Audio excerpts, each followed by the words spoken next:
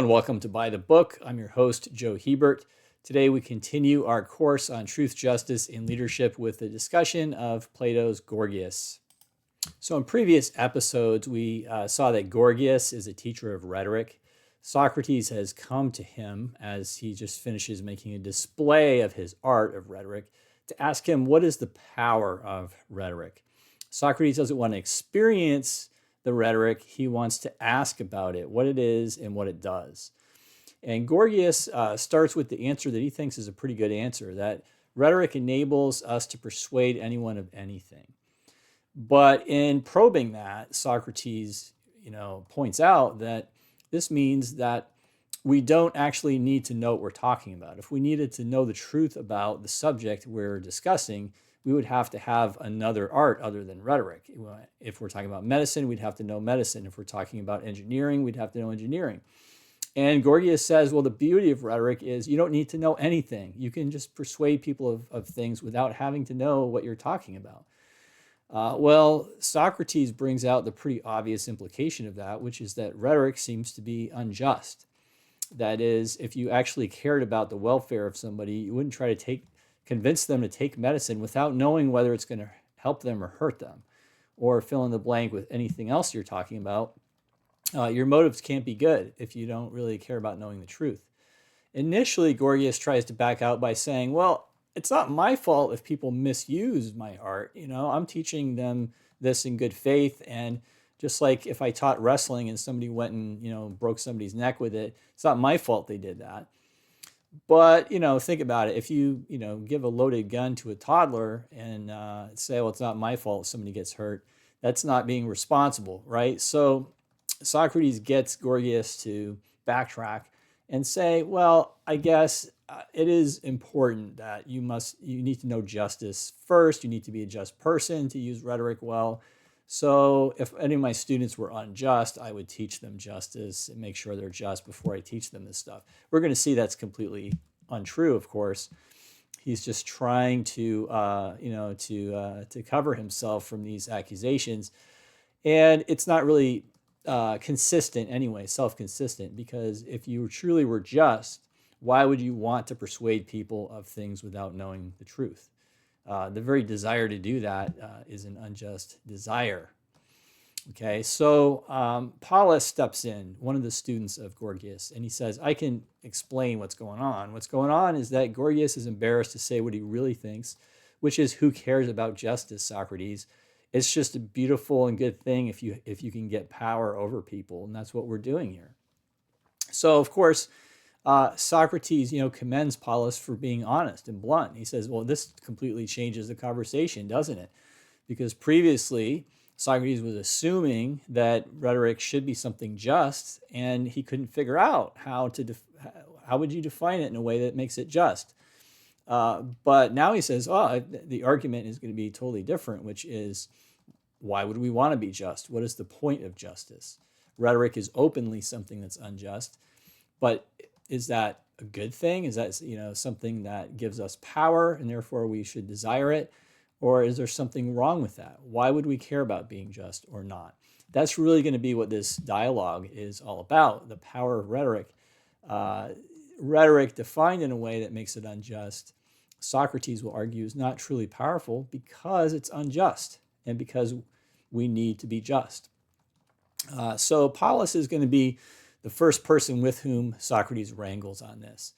And last time, before we get into the argument that we're going to look at today, both Gorgias seem to be getting curious to know what Socrates thinks. Well, if Socrates has a different view, what is it? But Gorgias is subtle about this because he doesn't want to admit his own position. Paulus is just more defiant and says, Socrates, you think we're wrong. You tell us why we're wrong. You explain your point of view. So we closed last time with looking at an outline of the view that Socrates will be defending here, and that he will be promoting over against the Machiavellian view that Gorgias and his students have. And that view is that Socrates likens justice to health of the soul. So just like with the human body, health is not simply a subjective thing. It's not just how I feel. Something can make me feel good, at the moment, but it could be poisonous or deadly even for my body, because the body has an objective order to it. And if you disturb that order, it's harmful, regardless of what you think at the moment. And so with the soul, Socrates is saying there's something analogous. The soul has an order, it has a health, and it has a sickness to it. Things that make us healthy or make us sick in our souls is not simply a matter of what we prefer or what we like. And so he doesn't go into how we know what that is and how that works, but that is the view that he is going to be building on, and that they're going to find very puzzling and baffling. And in this dialogue, we're going to be going back and forth between the Machiavellian view of Gorgias and his students versus this Socratic view about the health of soul. And we'll see how that plays out in the dialogue. So to start with, Polus challenges Socrates and says, so the good rhetoricians seem to you to be regarded in their cities as disreputable panderers or flatterers. You notice how Polus, instead of looking at the truth of the matter, he goes to public opinion. Of course, this is an area of strength or apparent strength for rhetoricians. They try to sway the crowd, the masses. And if anybody challenges them, this is a typical thing that a rhetorician will do, is to say, do you individual who are challenging me, do you want to go against all these people who think that I'm right? So it's a very typical maneuver. And in next episode, we're going to look at the deeper response. Socrates is going to go to question the wisdom of the crowd. Is that your actual standard? Do you judge everything by what the crowd thinks? For now, Socrates is not going to go. He's going to start with some other angles of attack. So Socrates just says, to me, they don't seem to be regarded, period. So Socrates suggests maybe people don't actually admire rhetoricians as much as you think. Maybe it's kind of like one of those things where people go, they pay the money, they're entertained by it, but deep down they think this is baloney. I don't really believe this, right? There's a lot of things like that in life. Tocqueville was suggesting that, a lot of literature is like that, where people realize it's lowbrow, it's not really quality stuff, but they're just looking to relax and they're just looking for entertainment, so they don't really care. So the fact that something is popular doesn't mean that people really believe that it's true or really good. It just means that people find it convenient at the moment. But Polus is confused. Says, how not regarded? Like, how can you say these people aren't highly regarded? Don't they have the greatest power in the cities? So this is getting back to that question that Socrates had asked. We're really going to get some traction into this question of what is the power of rhetoric. Socrates says no, he doesn't think that rhetoric has this power. Not if you mean that having power is a good thing for the one who has it. So this is going to be Socrates' critique of the Machiavellian thesis. The whole Machiavellian thesis is, hey, here's what you have to do to get power, and assuming that getting power is a good thing. And Socrates is going to say, well, no, that's not power, at least if you assume that power is a good thing, right? So what is he doing? Socrates is saying we can't assume that something is good. We're going to have to investigate what is good. We're going to have to actually measure what's good. And we'll see how he does that as we go through the argument. But Polus, of course, he actually is assuming that power is good. So he's like, yeah, of course, that's exactly what I mean. Obviously, getting power is good. Socrates says, and it seems to me the rhetoricians have the least amount of power in the city. And Polus says, what? What are you talking about? Don't they put to death anyone they want, the same as tyrants? Notice how his assumption is that the best life is the life of a tyrant. The most powerful person, and therefore the best person, is a tyrant. And, a rhetorician is at least a second best to that, because the rhetorician has indirect ways of putting people to death, and therefore is very much like a tyrant. And, if you can't be a tyrant, the next best thing is to be a rhetorician. And they seize property, they expel anyone that seems good to them from the cities. So basically, they can do anything they want. Isn't that what power is? And isn't that good? Well, let's see how Socrates responds to that. So Socrates says, I claim, Polus, that both the rhetoricians and the tyrants have the smallest amount of power in their cities, as I was saying just now, since they do next to nothing of what they want, although they do whatever seems to them to be best. So, not surprisingly, Paulus is a little confused by this. You're saying that they're not doing what they want, even though they're always doing whatever they think is best. Isn't that what it means to have great power, he says, to do whatever you think is good? Notice that Paulus isn't making a distinction between what you think is good and what is good. He's just assuming that what's good is obvious, so if you think it's good, it must be good. This is exactly the weakness that Socrates is going to expose here. So Socrates says, no, not as Paulus claims anyway. Now, this is an important thing to bear in mind. Socrates never argues with people, my opinion versus your opinion. Socrates is looking for the objective truth. And so part of his method, as he's going to say elsewhere explicitly, is that he calls people as witnesses against themselves. Now, what does that mean? He'll often tell people, it's not that I don't agree with what you're saying, it's that you don't agree with what you're saying. What does that mean? It basically means people are contradicting themselves. They're saying one thing, but they can't really uphold it. It's not what they really think. And Socrates can get them to admit the opposite of what they're saying and realize they can't really believe both of these things. So that's what he's going to do with Paulus, and he's going to do this with Callicles as well, in different ways, show that they don't really believe what they think they believe.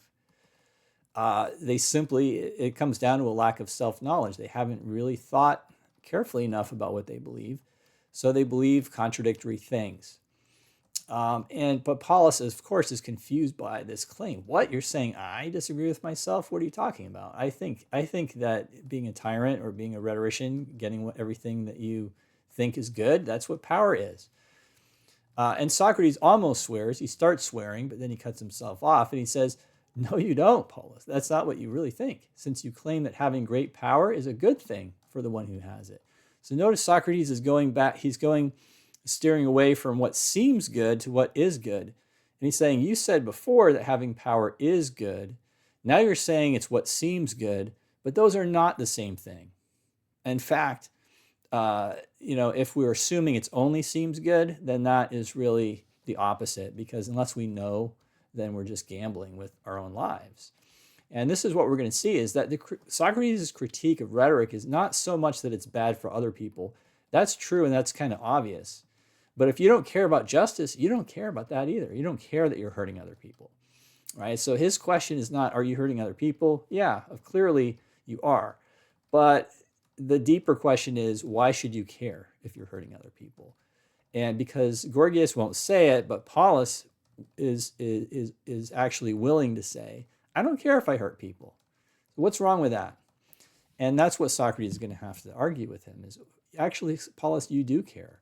You are actually hurting yourself when you hurt other people, even though you don't realize it. It's going to take a little while for Paulus to be able to see that. And Paulus still doesn't get the point. He's like, yeah, I said it's good. I said it seems good. What's the difference, right? And Socrates says, do you imagine it's a good thing if someone does these things, like putting people to death and expelling them from the city and everything, that seem to him to be best, when he doesn't have any sense? And that's what you call having great power? So he says, wait a minute. Let's say that something seems good to somebody, but he's a moron. He doesn't know what's good or not. Do you think it's really good? Now, by putting it in such a stark way, like Paulus doesn't think of himself as a moron, right? He doesn't think of himself as lacking sense. So he doesn't think this is going to hurt him, although it will, because remember, he's already committed to the idea that you don't need to know the truth about things. So he is already committed to being a moron in that sense, but he doesn't realize it. He thinks he's smart. He's smart in an IQ sense. So he doesn't realize the vulnerability that he's opening it here. And he's like, no, of course not. If you're an idiot, then just because something seems good to you doesn't mean it's going to be good for you. But of course, this gives Socrates the opening that he needs. So let's see how he does it. He says, I claim that they, the tyrants or the rhetoricians, they don't do what they want. And just refute me. See if you can refute me on this, Paulus. But Paulus says, well, weren't you just agreeing that they do what seems to them best? And Socrates says, yes, and I still agree with that. I will grant you that. They're doing whatever it seems best to them. Then don't they do what they want? No, Socrates says. I claim they don't. When they do what seems good to them, that's what I claim. You're making appalling and monstrous statements, Socrates. So Paulus still doesn't get the difference between what is good and what seems good.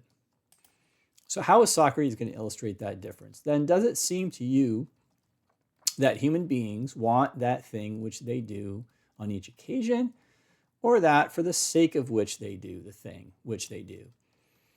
Take, for example, people who drink medicines they get from doctors. Do they seem to you to want the very thing which they're doing, drinking medicine and having the unpleasantness of it? Or do they want that thing being healthy for the sake of which they're drinking it? So Socrates takes a very obvious example. Who wants to take medicine for fun? Why are we taking it? We're taking it because we're hoping it's going to make us healthy. And it's obvious, Paulus says, that people are taking it not for the thing itself, they're taking it for something else which they want. But notice that if you say, well, what about being healthy? Do people want to be healthy for some other purpose because it's going to enable them to accomplish something else? Or do they just want to be healthy because they want to be healthy? So that's the difference. Some things we do for the sake of other things, some things we do for their own sakes. That's the difference between instrumental goods or useful goods, things that are at best useful, but anything that is useful, that's a relative thing, right? So medicine, for example, taking the wrong medicine, taking too much of the right medicine, etc., is not useful. So when things are simply useful, it's all relative to what you're trying to accomplish and whether it's going to work or not. But then other things like health are intrinsically good. We don't have to ask, why do I want to be healthy? What good is that? It's intrinsically good, and we can see that. So this is an important distinction that Socrates will use to show why the rhetorician, the tyrant, are not actually making themselves happy. So let's apply this to putting people to death and the other examples that Paulus had given. Then also we put people to death if we do put anyone to death, and exile people and seize property, imagining it's better for us to do these things than not to. So in other words, we're not doing these things for fun. They're not intrinsically good. And this is a really crucial point. The things that we call power, that we tend to call power, are not intrinsically good. You go back to Machiavelli. Machiavelli holds up the most powerful people are the best people. We admire them. We want to be like them. And there's evidence of that because people do, in fact, admire and emulate those with power. And it's the same thing with Paulus. We're going to see this very shortly, that he admires, actual, tyrants from history, and he thinks, wow, I want to be like that. But Socrates is pointing out there really isn't anything intrinsically good about these things. Like, do you just enjoy putting people to death for its own sake? Or aren't you doing that because you think you're going to benefit from it somehow? And Paulus agrees, well, no, you're doing that because you want to benefit from it. Certainly there's got to be some other thing that you're accomplishing. You're not doing that just for the fun of it. Therefore, those who do these things do them for the sake of the good. I affirm that, he says. So he's still confident that he's going to get there, that he's going to show these things are good, but Socrates is pointing out they're not intrinsically good. So what that means is you can't assume they're good. You're going to have to actually measure them. Just like with medicine, I'm not just going to take a random medicine off the shelf and assume it's good for me. I need to know if this is going to be good for me or not. If something is not intrinsically good, then we're going to have to assess it to see if it actually would be beneficial in the specific circumstances. So now Socrates is getting some leverage in this argument. He says, if we're in agreement about these things, if anyone puts someone to death or exiles him from a city or seizes his property, whether he's a tyrant or a rhetorician, imagining that it's better for himself when it happens to be worse, that person is doing what seems good to him, right? So in other words, if you make a mistake, if you think, oh, killing this person will help me, and you go ahead and kill them, you've done what you think is good. Yes. Well, is he also doing what he wants if these things happen to be bad? Why don't you answer? So notice Paulus freezes in his tracks here. He doesn't answer initially because he's starting to realize, wait a minute, there's something going on here, right? Let's say I'm a tyrant and I put somebody to death and I think, that's going to help me. The next thing I know, somehow it backfires and it hurts me. Then did I do what I wanted? No, I did what I thought seemed good, but what do I really want? I really want what is good. That's what we want. And notice Socrates building the foundations for his prior theory that the soul has an objective order of health or sickness. So this is the fundamental plank of that, which is what we desire is not what seems good. What we desire is what is good. And the seeming is our attempt to try to understand what's good. So just like we're doing a math equation, we might get it right, might get it wrong, but we try to build up our math skills so we can get it right. If we think something is good, turns out it's bad, we need to improve our reasoning process. We need to improve our judgment so we can make a better judgment in the future about what's good or bad. Okay, but what we want is not to do whatever we think is good, because anytime I make a miscalculation, I screw up. That's not going to make me happy. I'm not happy that I screwed up. I wanted the right answer. I wanted what's actually good. So notice that a tyrant or a rhetorician, somebody who's just getting what he thinks he wants all the time, has absolutely nothing to do with getting what he really wants, unless he's going to spend the time and energy to think hard about what is actually good. Then there is no reason to assume that what he gets is actually going to be good for him. In fact, because it's so easy for people like this to get what they think they want, it may discourage them from thinking hard about what they really want.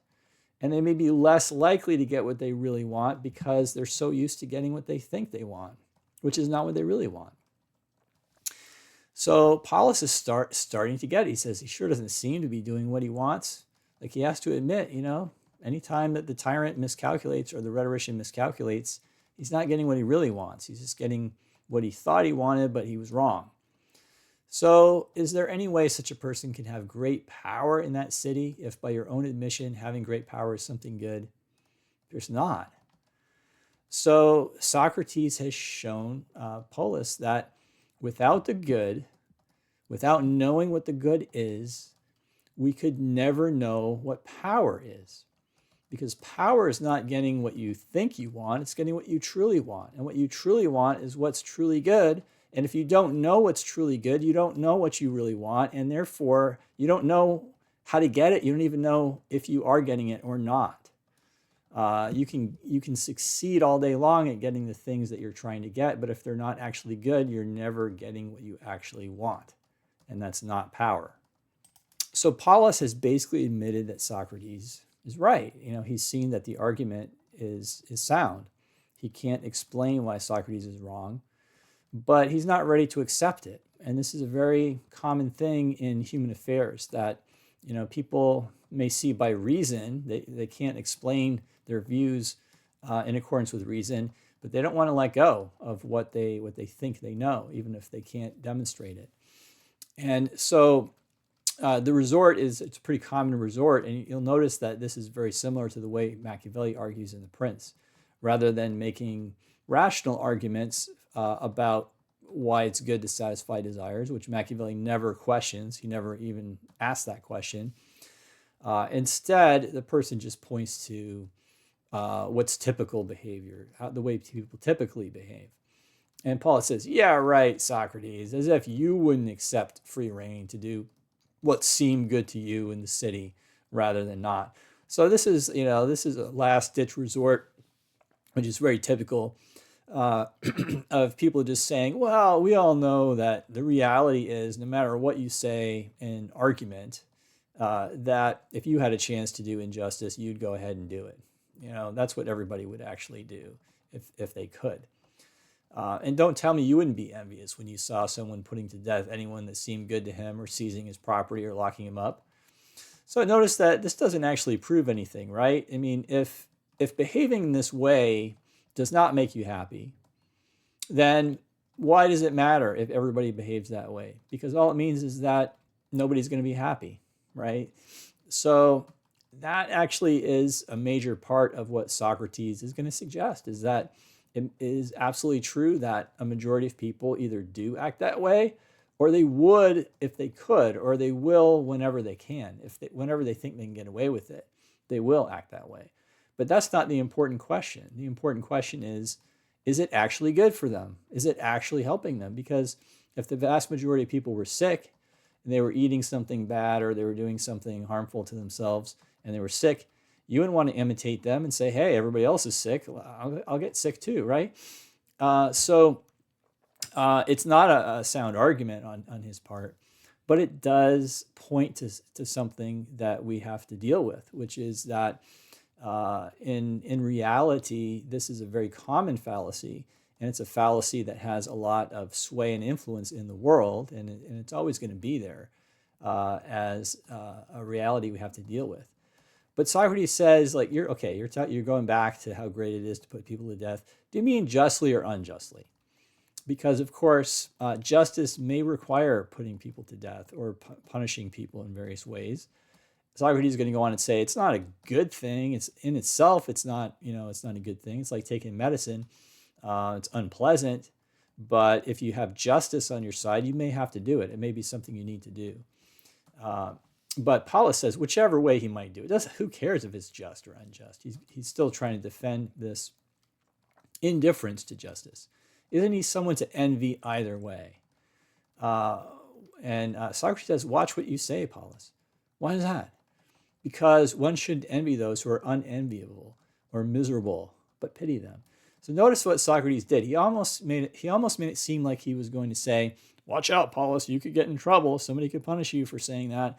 But that is the opposite of what Socrates is going to be doing here. He's not going to be saying you should be just to avoid being punished by other people. He's going to say you should avoid being just to avoid being miserable. Avoid being unjust. Injustice will make you miserable. Injustice is its own punishment.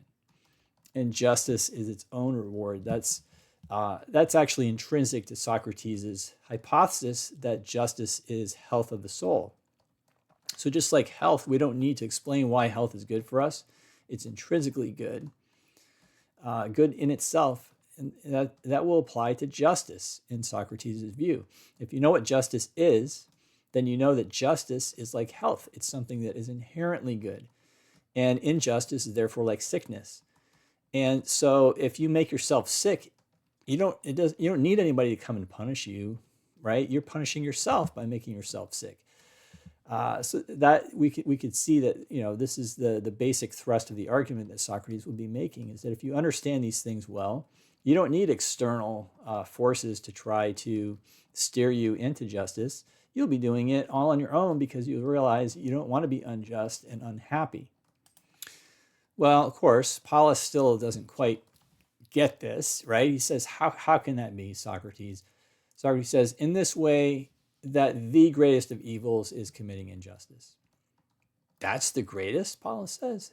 Isn't suffering injustice a greater one? Now, obviously, suffering injustice is bad, right? It depends on the particulars, but we're going to be, whatever that suffering is going to be a suffering of body and or soul. So it's going to be worse than the alternative of not suffering for anything. But Socrates says, actually, least of all, suffering injustice is the least evil. So even though it's evil, it's a lesser evil than committing injustice. Paulus is incredulous. He says, so you'd rather suffer injustice than commit it? Socrates says, I wouldn't want to do either one, but if it were necessary, either to commit injustice or suffer it, I choose to suffer it rather than to commit it. Paulus, so you wouldn't accept being a tyrant? So Paulus can't believe that Socrates would be willing to suffer, and he can't even really believe that Socrates would pass on the opportunity of doing injustice if that was necessary to have all this power. Socrates says, not if you mean the same thing by being a tyrant as I do. So we can see here that the whole line of questioning goes to a very fundamental choice that we have to make in our lives. What kind of life do we want to live? Do we want to live a life where we're trying to accumulate as much power in the sense of getting what we desire, of getting what we think is good, what we think we want? Or do we want to live a life of discerning what is truly good and trying to acquire what is actually good for us? And there's a strong hint that if we pursue the truth, in a world where so many people, as Machiavelli reminds us, are not pursuing the truth, that we may have to suffer for that. Socrates himself will be put to death for pursuing the truth. And so when Socrates says here, I'm willing to suffer, it's not just empty words. He did suffer his entire life in certain respects. He had less money, he had less standing in the community, less respect from a lot of people because he was pursuing truth rather than power as it's defined by Gorgias and Paulus and people like that. And then ultimately Socrates was actually killed for what he did. But going back to what we've already seen, if justice is good in itself, if injustice is bad in itself, then you could see why Socrates would say it's actually better to suffer injustice because if you remain just in your own soul, then your own soul remains healthy. And that health of soul is more precious than any external thing that you could gain or lose by the influence of others, and which the suffering would entail. So that suffering cannot take your justice away from you, and therefore it can't take the health of soul away from you. And that is the greatest good. And on the flip side, being a tyrant, that's a good you'll never be able to achieve by being a tyrant, is health of soul. And hence you'll be miserable no matter what kind of apparent success you have.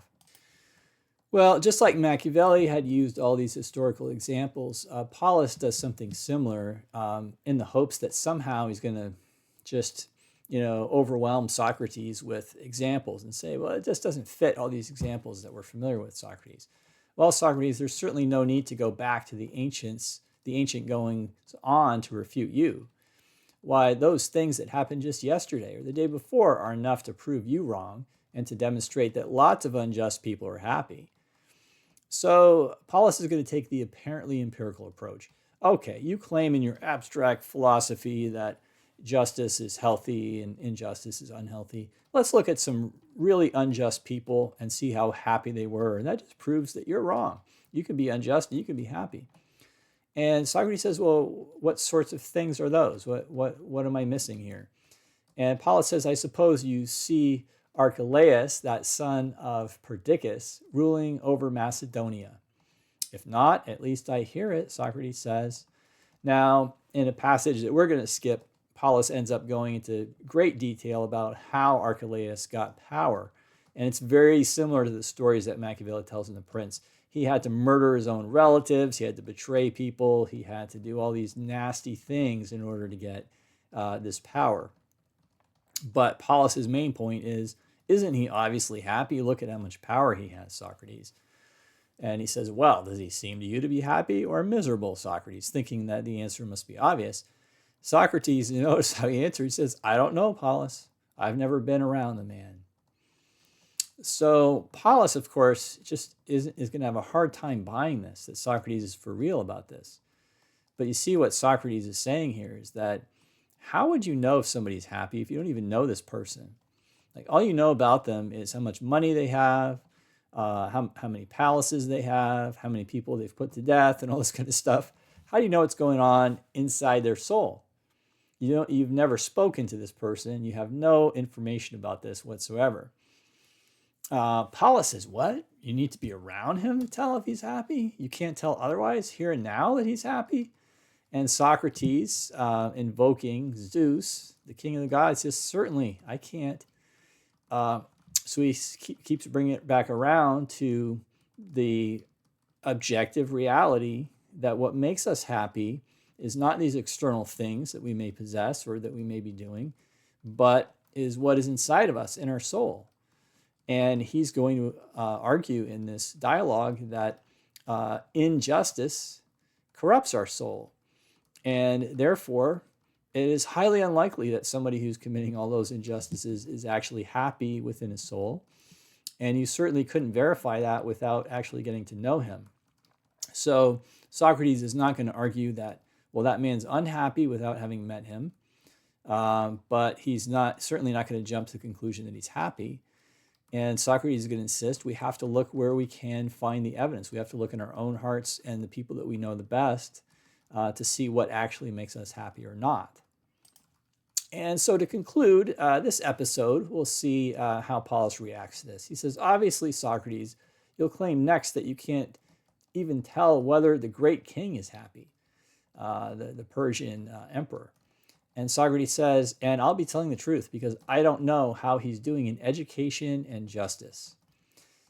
So we see here that just as Socrates will hold that justice is health of the soul, he is also implying that education is health of the soul.